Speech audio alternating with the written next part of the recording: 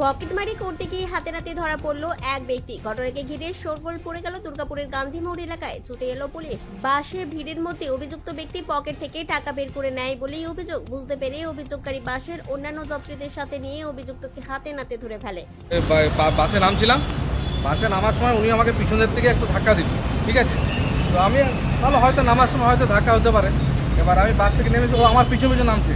আমার ফ্যামিলি আছে পিছনে, ঠিক আছে। আমার ফ্যামিলির আগে ও ঢুকে গেল, ঠিক আছে, আমার পিছনে।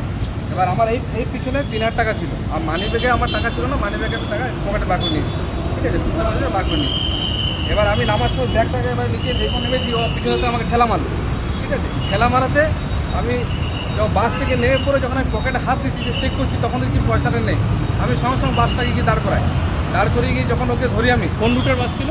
বাসটা ছিল রানিগঞ্জ দুর্গাপুর। আপনি কোথা থেকে আসছিলেন? আমি রানিগঞ্জ থেকে আসছি। তারপরে আমি যখন ওকে ধরি, ও আমাকে বলছে আমার পকেটে পয়সা নেই, চেক করো চেক করো।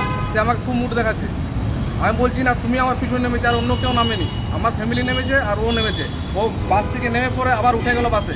ও বললো এটা সিটি সেন্টার, আর কন্ট্রাক্টর বলছে যে এটা গান্ধী মোড়। ও সিটি সেন্টার ভেবে নেমে গেল। বলছে কত টাকা বার করে নিয়েছিল? 3,000 টাকা। তারপরে ধরলেন?